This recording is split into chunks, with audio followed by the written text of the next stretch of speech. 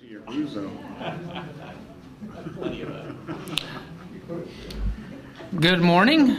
I want to welcome everyone to the Bureau of Automotive Repair. My name is Patrick Duray, Chief of the Bureau of Automotive Repair, and this is a regulatory workshop dedicated to a proposed regulation that we would appreciate some feedback on.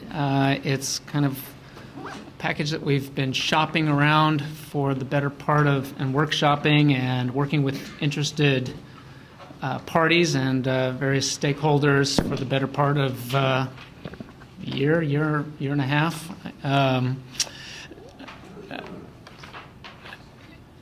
It all began following some legislation that did not become law. AB 873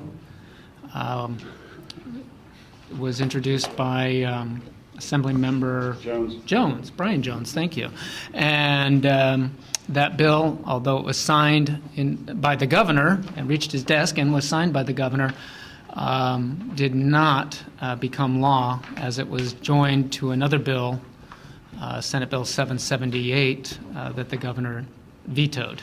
So the Bureau, following on the heels of that and the governor's veto message on the one bill pointing to AB 873, the Bureau took upon itself to look at how we might be able to do this without legislation. Some of the, in the spirit of that legislation, try and address some of the things that it was looking at doing with respect to exemptions and potentially streamlining the estimate process for certain services. So we've kind of in this latest iteration removed some of the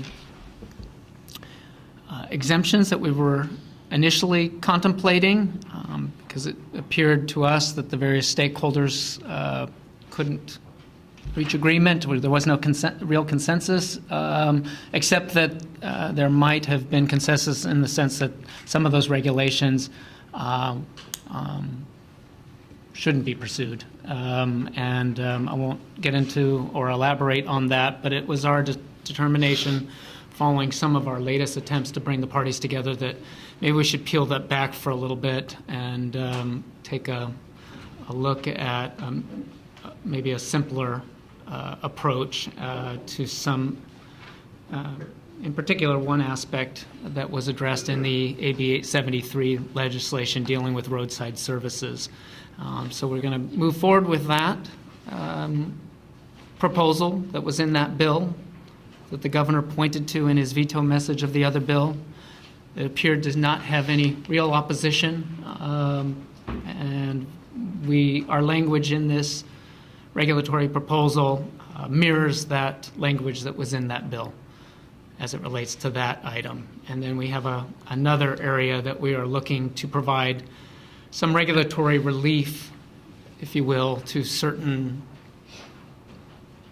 procedures and services performed by some of the quick lube oil change operations that are currently registered with the Bureau of Automotive Repair as automotive repair dealers. So I'm going to turn it over with that brief introduction of where we are and how we got here to our coordinator on this particular package, Brian Clark, who's kind of wrestling with a cold, it appears.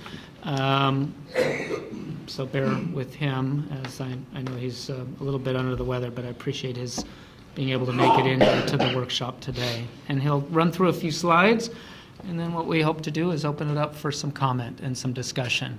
We're scheduled till about 12:30 today, and do not intend to go beyond that as I have an appointment after that. But we are webcast, and those who are listening in can certainly participate, even though they are not physically in attendance.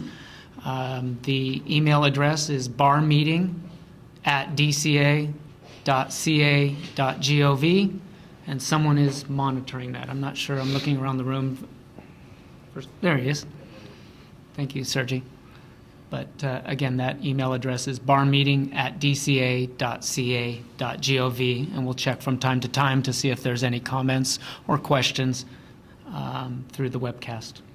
All right, Brian, any questions before we get started with the presentation? Okay. Thank you. Today's presentation, we will be discussing the roadside services and revised estimate requirements. The roadside services portion of it will be a revision to section 3303 to the definition section to exempt roadside services from the definition of repair of motor vehicles. And then the revised estimate requirements will be to section 3353. And in essence, what it will do, it will exempt from the estimate requirements lubrication, oil, and filter changes, and also what we're calling pre-service inspection services. Those two things will be exempt from the estimate requirement. Diving into the roadside services portion, recently adopted bar regulations, specifically Article 6.1, set forth registration, operation, and advertisement requirements for automotive repair dealers that do not have a registered place of business and use a motor vehicle to transport an automotive repair technician, tools, and equipment to perform repairs. In regards to Article 6.1, motor clubs and independent tow truck operators have voiced concern that the roadside services they provide may be construed as requiring ARD registration. It was not BAR's intent to require roadside service providers to register as ARDs. As a result, the proposed regulatory exemption would mirror the definition of roadside services contained in AB 873. In regard to the specific language, BAR Regulation 3303H would be revised to exempt the following from the definition of repair of motor vehicles. Roadside services performed upon a motor vehicle for the purpose of transporting the vehicle or to permit it to be operated under its own power by or on behalf of a motor club holding a certificate of authority pursuant to Chapter 2, commencing with Section 12160 of Part 5 of Division 2 of the Insurance Code, or by an operator of a tow truck as defined in Section 615 of the Vehicle Code, that is owned or operated by a person or entity who possesses a valid motor carrier permit as described in Section 34620 of the Vehicle Code and is enrolled in the Basic Inspection of Terminals program as described in Section 34501.12 of the Vehicle Code. In regards to the revisions, there will be no changes to the existing regulatory exemptions for repair of human habitation portion of recreational vehicles or for transmission fluid changes. Moving on to the revised estimate requirements. Pursuant to current regulatory requirements, ARDs, unlike exempt service stations, must generate an initial estimate to perform lubrication, engine oil, and filter services to undertake pre-service inspection procedures. Comments received by BAR from ARDs and automotive repair industry organizations assert that requiring ARDs to generate estimates prior to performing the above-mentioned services and procedures is unnecessary, wastes time and resources, delays the provision of these maintenance services, and is confusing to customers. As a result, the proposed revisions to BAR Regulation Section 3353 will permit ARDs to perform the following services and procedures without first having to generate an estimate: chassis lubrication, engine oil and filter services, and pre-service inspection procedures. All other work is subject to the estimate and authorization requirements of BPC Chapter 20.3, Article 3, and BAR Regulations Chapter 1, Article 7. Turning to the specific exemptions, in regards to lubrication, engine oil, and filter services, an estimate would not be necessary to lubricate the vehicle's chassis, change the engine oil filter, and the removal and reinstallation of any caps, covers, plugs, and lids necessary to perform the chassis lubrication, oil change, or filter service, or oil filter change, excuse me. In order for the estimate for these services, the estimate requirement for these services to not apply, the following conditions have to be in place. The prices for chassis lubrication, oil change, and oil filter change services must be displayed in a place and manner conspicuous to all customers at the facility where the services are being performed.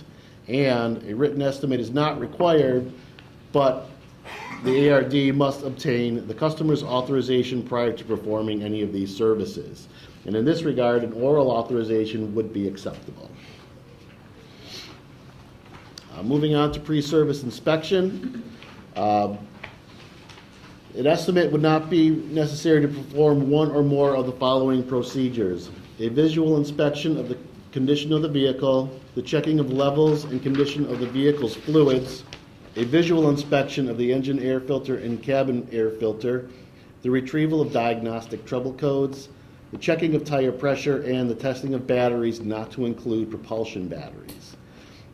For the exemption to apply to these pre-service inspection services, they have to be performed free of charge.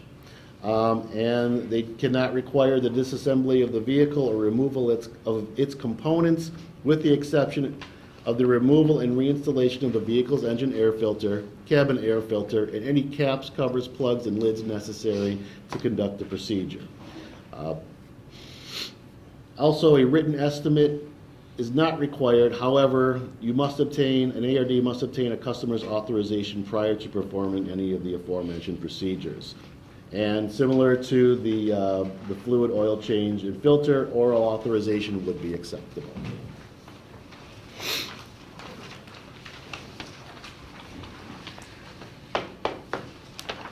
All right. Thank you, Brian. I think we're at the point where we'll open it up for public comments. Please, just by way of procedure, and because we are being webcast, we'll have to share the 4 mics here, so please, yeah, good to test them. I think they're all in good working order, but just state your name and the organization that you're representing. Thank you. Yeah, okay. Jack Molodanoff. I represent several organizations: the Automotive Service Councils of California, Cal ABC, and the California Auto Body Association. Thanks for the presentation, Brian. Let me just ask you on page 2, the recently adopted regulations for the mobile ARDs were adopted just recently, and then you've got a statement here that says that the motor clubs and independent tow truck drivers, tow truck operators have voiced concerns. I mean, what have those regulations done to them? What are the issues there, I guess, and the need for this right now?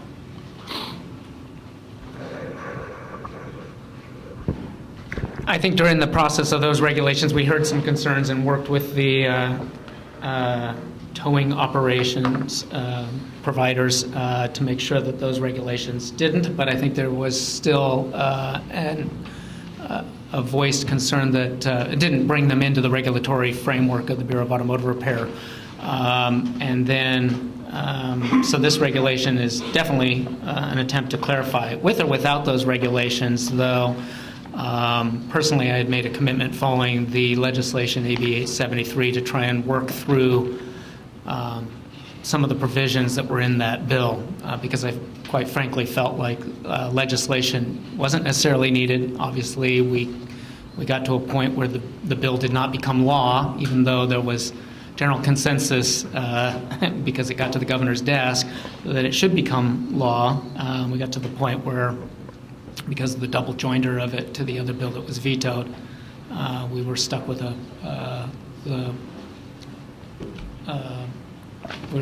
not having something that everybody had reached agreement on become a provision that did not become law. So we thought that we could do some things, regulatorily speaking, to try and get to that same point. Yeah, because that definition was in place, but it was contingent upon the unlicensed, what we call the unlicensed, unregistered folks being regulated by BAR, even though it was a maintenance provider status. But this was contingent upon some other pieces. I'm just wondering, I guess I just needed to understand, why is this necessary now? Is something going on with the tow truck operators that they feel like they have to register with BAR? Have there been any cases or anything like that there's a need for this section right now. That's what I'm asking. Is this really necessary right now? Is this something? And I know my good friends here at from AAA. Maybe they could help answer some of the question. I just didn't we know. do not have any cases, Okay. no, but I would think regulatory clarity is something that all of us in this room would agree is needed. Which is the point And I'm all for that. I'm in support of that. And it was seemingly an issue when it got included in a bill.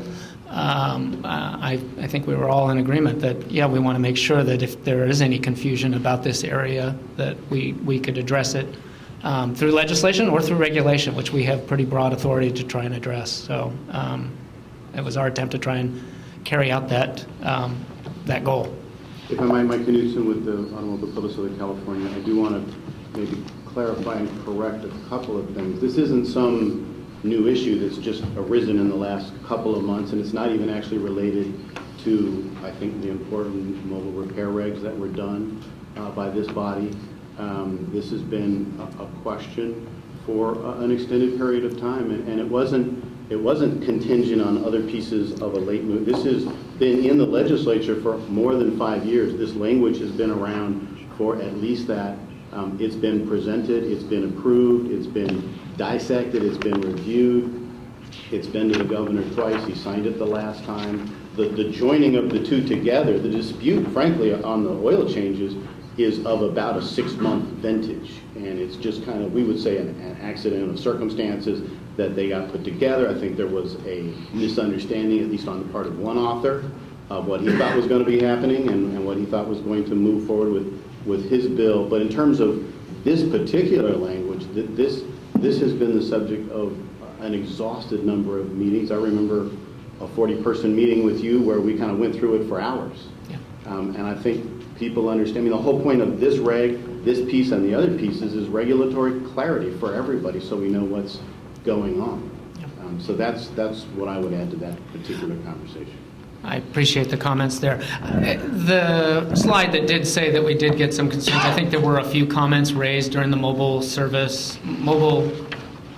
ARD advertising regulations. I can't remember exactly what they were termed, but when they got adopted or before they got adopted, there were some concerns that we got, and we were, no, this isn't going to bring you into the regulatory fold. It was kind of a trust us. We are going to be moving on the back end of this adoption of the mobile ARD advertising regulations with some regulations that clearly spell out the exemption that we've that we're operating under today, quite frankly. There's nothing on the books. The bar has no intention of regulating towing operations that are out there doing a service for consumers, and myself included, as a AAA member, providing services to those who are in need of some assistance when their vehicle breaks down.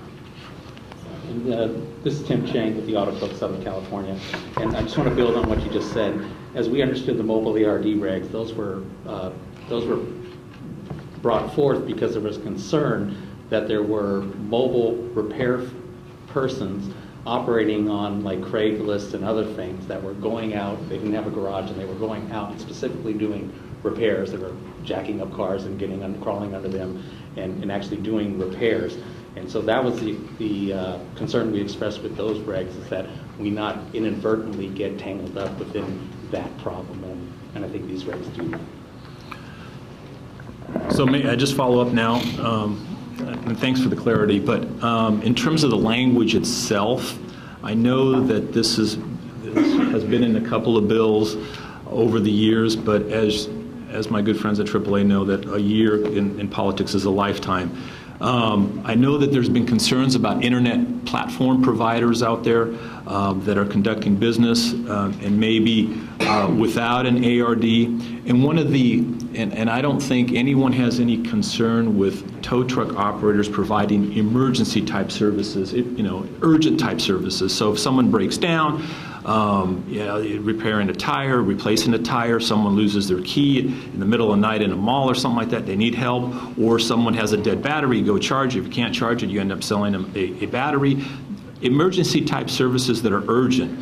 One of the things that we have asked, or at least talked about in this current language, is that it needs to be tightened up a little bit to limit it to emergency type services versus non-emergency type services where someone could have their service done by a tow truck operator that may not be urgent. In other words, maybe they have a repair, and maybe they want their battery replaced, and there's a car in the garage maybe that has a dead battery.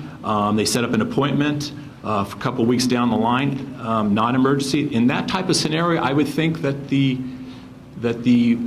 tow truck operator, if they're going to get into the repair business, they should be registered with ARD. So one of the things that I had suggested was to tighten up the language to make sure it's limited to, roadside services are limited to urgent or emergency type services. That was one of the suggestions I had. If you want to put up the language up there, I can show you what our specific proposal was. It's on page 3 of the presentation.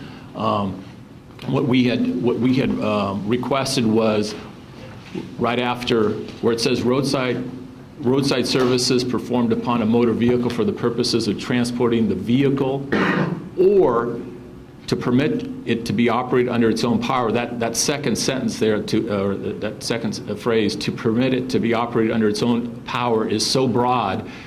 We had suggested tightening it up to maybe read in cases of emergency to permit it to be operated under its own power. So that was one of the suggestions we had to sort of tighten up the language to make sure this doesn't create a loophole for future maybe internet providers who may operate through a tow truck to conduct repairs, and so we're concerned about potential loopholes down the line. You referenced the batteries, which are already, as you know, exempt under the statute. Correct. They would be exempt. That probably was a bad example, but if there was maybe another type of repair that does fall under the ARD, going to someone's home and doing a brake job, let's say, they would, I guess the concern would be that they would use a tow truck to go to someone's house in a non-emergency situation and repair the brakes, and not have to be under this provision and not have to be registered as an ARD. Well, So I'm just throwing that out for discussion. I know that's. I guess it would be at some point in conflict with the definition of repairing motor vehicles. If they were doing a brake job, for example, I don't know why anyone would want to spend hours doing a brake job when they have probably hours of work towing vehicles potentially, but probably in some cases a lot easier. And maybe even more profitable. I don't even know the business side of it. But at some point it would run into conflict with if we had a towing operation that was repairing cars on the side, it seems to me it would be in conflict with other provisions in our laws that... Well, the concern is if this exemption as is goes through, then someone with a tow truck can do ARD type of repairs based on that second provision that I quoted. That's the concern. We don't want it to be a loophole. So I don't see it that way because we still have the repair of motor vehicles that would be precluded. So, if I might? Yeah, sure. Mike Knudsen, Automotive Public Southern California. If you look at the second half of that provision, these are folks that are fully invested in the towing industry. That's what they do. They purchase this equipment. The idea that someone could kind of toggle back and forth to this kind of a thing doesn't make a lot of sense. I'm not sure how you would even pull that off. I've never actually been to a repair shop that didn't say the magic words, we'll have to order the part, all of that sort of thing. We haven't heard of a single example of this happening. And also, I don't understand what the emergency thing means. I mean, what's an emergency? Who decides? Do we bring some more uncertainty to it? So I leave you somewhere and I say, yeah, I'm sorry, I can't take the 2 seconds to fix your problem. These kinds of suggestions have been made for multiple years in the legislative environment, and they have been uniformly rejected. They have never been adopted. There's no showing of a problem. And the language should remain the way that it is. Any others on this particular section of the proposal? I mean, quite honestly, Anything- what I was just saying. We don't have any problem with this. Oh, and you, Mike. Mike Flanagan Okay. with Les Schwab. Okay, thank you. Want to make sure we got that on the record. Yeah. Thank you, Mike. Yeah, from Bar's perspective, it was making good on what seemed to be agreement at the time the bill got to the governor's desk and was signed. So we mirrored. I don't think there's a word that has changed. Actually, I think we tried to streamline it, and it just felt like, that there were some things, streamline some of the wording, and came back, I think, following an earlier workshop, let's just keep it simple and follow what was in that Bill AB 873 when it got to the governor. You know, this language is at least 4 to 5 years old in this form. Okay.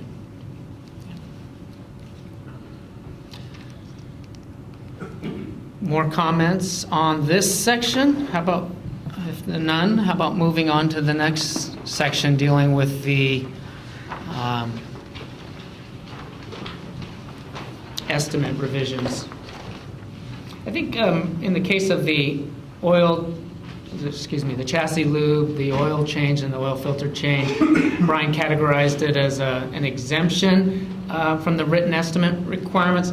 I think we're kind of the mindset that this is a substitute, because for the written estimate requirement that you are, as long as you get that authorization, it can be oral, as long as it's conspicuously posted in the shop for all to see, all consumers, that we're kind of seeing that as a substitute for the written estimate requirement. Not necessarily exempting anyone from that requirement. It's an adequate substitute. Most people know what the price of an oil change is. They do it on a regularly scheduled. Some do it as frequently as 3,000 miles. Some do it, every 5,000 miles, 7,500 miles, and then some, depending on the make, model of the vehicle, and model year of the vehicle, and driving conditions, and so on and so forth. As one of our other regulatory packages is attempting to address that service interval schedule. So we felt like this was an adequate substitute for the written estimate requirement. And then there are procedures that are done that we call kind of pre-service inspection procedures, where we actually say an estimate is not necessary. But that's because they would be done free of charge to the consumer. And many have said that we do all these things. The moment the car is driven in, we start checking the fluid level. How can you write an estimate when you don't know what kind of fluid, what kind of oil the car takes, how many quarts are needed, so on and so forth. So it did put the ARD performing that oil change service in an awkward position of having to bring the customer into the office, write up an estimate for something they hadn't even had a chance to look at with respect to the condition and the kinds of fluids in the vehicle. And from that came a list of other similar features or pre-service inspection procedures done free of charge by many of our operators. Registered automotive repair dealers performing oil change services. Any comments on that section? Regulatory relief provision of this proposal. Would this include, are we now at subsections A through 6 under B? This would be 3353, estimate work order requirements, A and B. Right, Mike Flanagan on behalf of Les Schwab, Tire Centers. Okay, on number 5, the checking of tire pressure. They thought that perhaps you can check the tire pressure, but also, if needed, you're going to have to maybe inflate it too. Would it be necessary to also say checking of tire pressure and inflating of the tire if needed? Just think it's clearer. Inflation and deflation? Yeah, perhaps, yeah.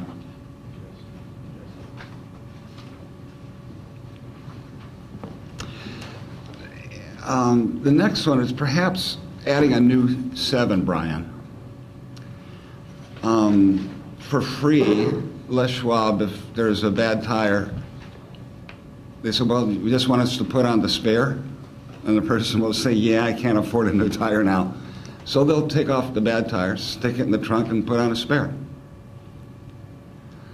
So we're thinking maybe something about replacing a tire with the vehicle's spare tire. It's just a service that's currently done for free. That's all.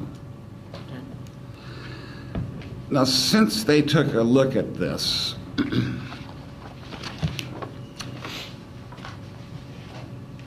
I'm going to jump a little bit here. Let's go back to 3303. They just were curious about number 2. Does anybody really change transmission fluid at roadside or anything like that? How did that originate? It's existing. I'm sorry. Existing It's an regulation. existing exemption under the regulation. Yeah, I wonder how it started. Somewhere back in the old days, perhaps pre-Cambrian, Model T Ford. Wait a second, the act didn't come into being until what, 74? Yeah, it came about in the late 90s, if we've followed the history of it, and we actually had to do some research of it on our own. This is Pat DeRay, Chief of the Bureau. Came about when there was an effort to mobilize test-only smog check providers. Quite honestly, that's when there was a move on the part of the state to enhance its smog program, and there was a requirement to separate testing from repair, all in response to federal EPA requirements. And I think there were, at the time, I was around then, but I don't have that good of memory on some of this, but there was some work with the smog check industry, which were all test and repair providers at the time, to kind of to move some of those providers who were more focused on the inspection side of the business as opposed to the repair side of the business, that they would drop that repair license and become licensed as test-only providers if they had other services that they could do that could be qualified as non-repair. So a transmission fluid change, and there's a description of what that means in 3303 sub I, subdivision I. where it says transmission fluid change means changing the transmission fluid without removing the transmission pan or changing the transmission filter. And that was done in the late 90s, around 97, 98. And 1997 is when they were promulgated. it was again to allow test-only smog check providers an opportunity to do something that could not be qualified as repair. They were just curious. Yep. Then our last issue, they asked if I would be so lucky to ask another question. There are a number of clients that Schwab has that are commercial accounts. And everything that they'll provide is in contract, okay? So their assumption is that that's a whole different ballgame because you have an existing contract, similar to like AAA has with its clients. Those clients have a contract with an insurance company, and they're going to provide so much service, and so they're in a commercial setting where you have a contract for services, and they just want to make sure that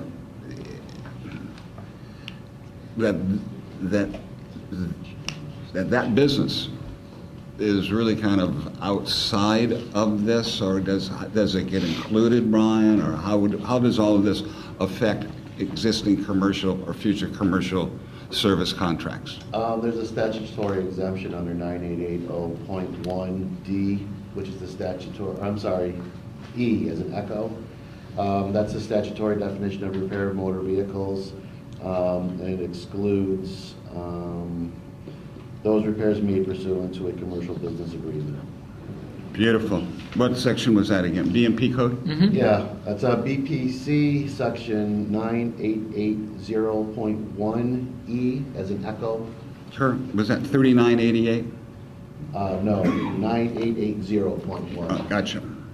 Subdivision Of the Business and Professions Code. That's pretty right on.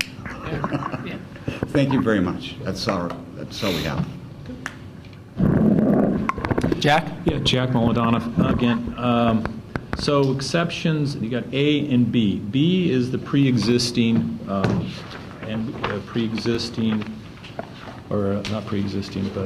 pre-inspection, pre-service inspections, and we had a workshop on those, and we talked about that, and the need for it was, and the downside was the consumer doesn't pay anything. It was free. It's a free service, so there wasn't going to be much risk there if they just gave a verbal authorization. Now, A is pretty significant change, because now the way I understand it is that if someone posts in a conspicuous some prices, the consumer can pick and choose, and that can be all done, I mean, if it's limited to the engine oil and filter, to a verbal authorization. So you're going to get into a he said, she said thing, potentially. One of the questions that came up is that the existing ARDs do provide an estimate for all these other services. So if a customer comes in and they want an oil change and they want a brake job, say let's use those two examples.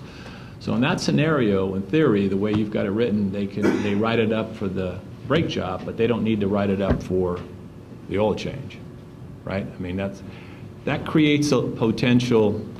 I mean, I guess by default, I would recommend they'd have to write it all up if they're doing two jobs, because otherwise you're going to have an estimate for a brake job and a verbal on an oil change. That doesn't make much sense that way. Have you guys talked about that and how you envision that occurring? Because I could see some confusion or some potential issues with that issue.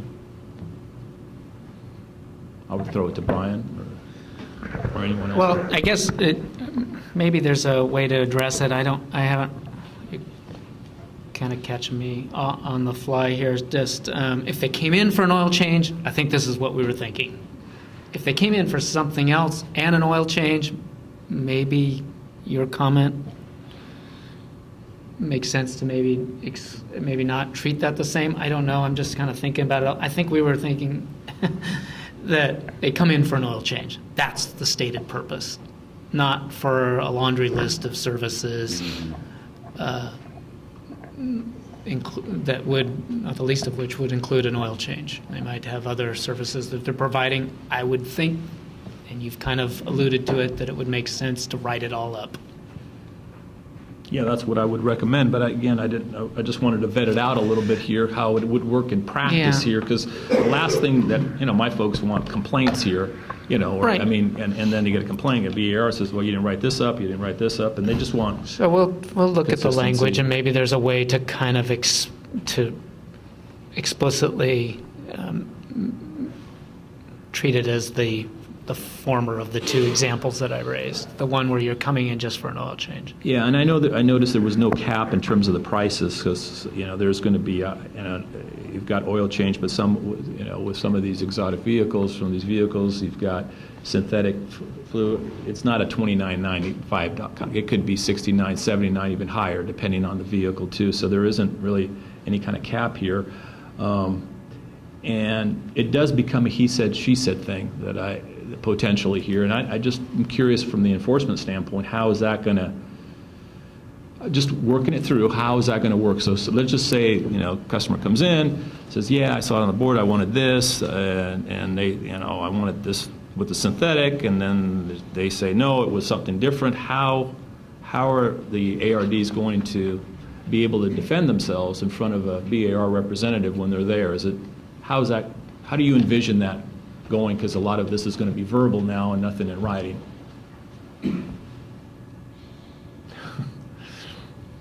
Anyone want to volunteer for a test case?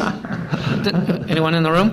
No, I don't know. We haven't worked any of this through at this Okay. point. Yeah, obviously. Well, I think one of the discussions that we had in regards to this was that, you have that signage in your facility, and for oil changes, you're not breaking out. It's not, an oil change is one price for the materials, and then there's a separate charge for the labors, like with a brake job would be.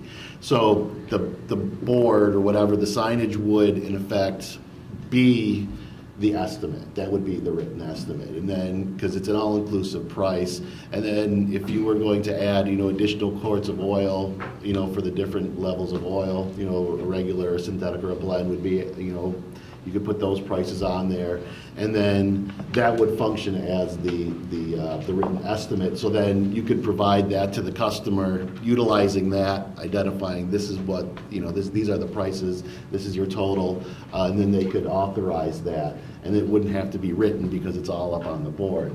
If in situations where there's more to it, then you're, with exotic vehicles, if there's special things you need to do that's going to push the price up and it's not on the board, then yes, you would have to then revert to the standard estimate requirements and provide them with a written estimate for that. So do I hear you right? By the way, Sam Sully. So hearing you right there is, if I have a statement there, $39.99 oil change, and there is any variance from that, extra quarts of oil, synthetic oil, or any item that's not listed on the board, you follow with a written contract? Yes. Okay. That was, that's was how we kind of talked it over. But in terms of the final product, I don't want to say, I don't want to pigeonhole ourselves, so to speak, and say this is, this is exactly the way it would be. But that's the way we envisioned it. Like, so if you had, if you needed an extra, like my vehicle needs 5 quarts of oil, so they always charge me for an extra quart. But if it's on there, an extra quart of oil is X dollars, then you could identify that. No, by no means it was an idea to pigeonhole in any way, sense, but it was just clarification. That was the whole idea, following your train of thought. Just clarification there on the board, Yeah. what it is. And if we vary from that, we go written. That's about it.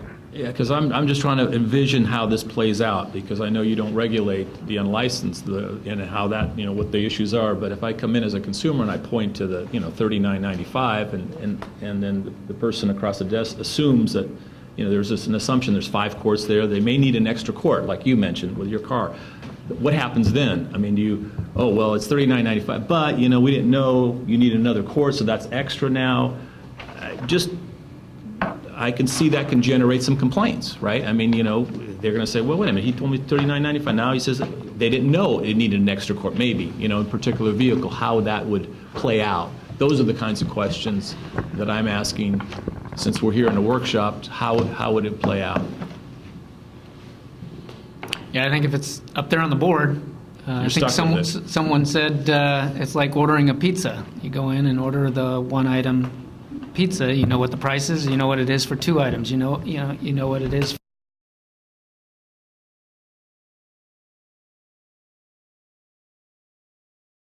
Car, because Well, you we're just won't talking know how about many quarts you're going to. Right. The permutations are normal oil, blended oil, synthetic oil, and then we have another special oil, whatever it is. And then manufacturers sell it, and marketplaces got all these products, and people offer them.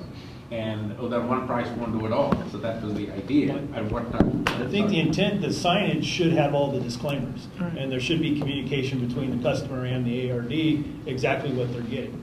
I agree with you, but I think what his point is, at what moment does it go from verbal to written? Well, based on the language in the reg, if they're just doing the oil change, they can do that without a written estimate. Once they get something outside of the oil filter, the oil change, or duplicate the chassis, then there would be a charge. No, I think we lost maybe I lost the discussion. That $39.99 is for 4 quarts of oil and filter change, and does not require a written estimate. What we are saying is, if there is an extra quart of oil needed, and that is not listed on the board, does it go to written? I'd say yes. Yeah. At that point, you would, because it's not listed on. If it's not listed, that synthetic oil is $169.99. Does it go to British? Seems like it would in that case. Yeah, and that would follow track, that would be extra pepperoni. No, we don't want to compare it with Hey, that came from someone in the industry, so that wasn't my analogy. I was sharing it with you. Yes, but no. It was as easy as ordering a pepperoni As pizza. clear for less trouble and less customer complaints. We're making an assumption the sign is just gonna have one generic price with one kind of oil. If the shop offers synthetic blend, or different packages, they should include that on the signage, and then the customer will agree to it based on their car. If they don't know how much oil the car holds, they maybe should figure that out. Because that's part of what being an ARD is know the car you're working on. I agree, yes. I don't think it's going to lend itself to more complaints than we currently have. I mean, that's the same stuff we could potentially be dealing with today under our current written estimate requirements. Commenter, someone coming to the table from the back row. Thank you. My name is Joe Kaspari. I'm here with Broad-Based Jiffy Lube. I've been actually with Jiffy Lube for 25 years, so I can definitely speak to this topic.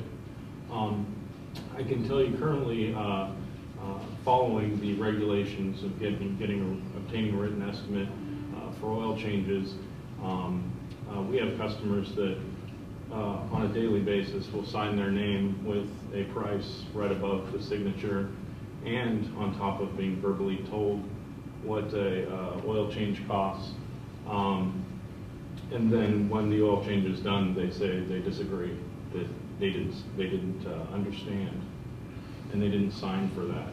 And so to assume that an oil change is something that everybody just understands, and I think Scotty said earlier that we do it often, right? But vehicles change, the requirements change. The synthetic conversation is a real conversation. Dexos, for General Motors. These are concerns, and these are concerns for us, is that we want to be able to make sure that we are abiding by the regulation, but we also want to make sure that other companies are as well, and that we're all under the same, same rules, so to speak. And I do believe that this as written here, is very controversial for customers. I personally hold the position of customer experience manager for our franchise.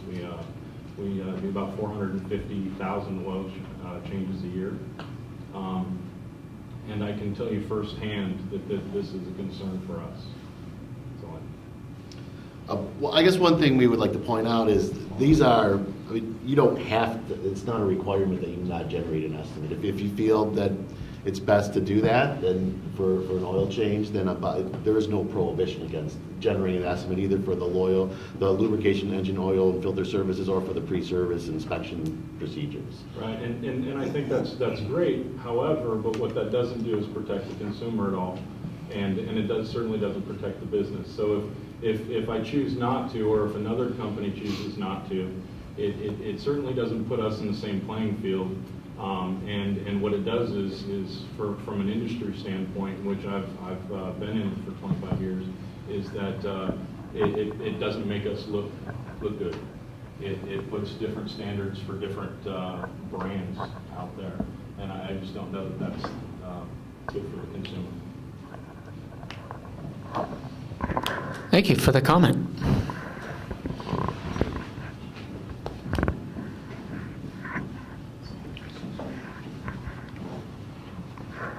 Are there other comments? Sergi, anyone on the webcast? Okay, that's, again, that address is barmeeting@dca.ca.gov for anyone listening in on the webcast.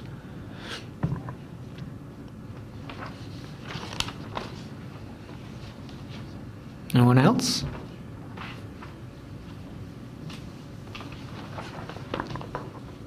I guess we're good. All right, we will adjourn the workshop.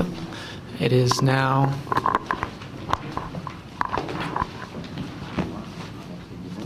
11:50 a.m. Thank you all for attending. It's very helpful, and good seeing everyone here at events like this. We'll continue to hold workshops as we develop proposals that we want feedback on. Well, we're always going to want feedback. Some of them are probably less controversial and do not require a workshop, but most of our regulatory matters we'll be scheduling workshops for to get input on prior to submitting them to our department for review, and then ultimately before filing them with the Office of Administrative Law, OAL. So thank you very much for your attendance, and we'll look forward to seeing you at the next one. Thank you.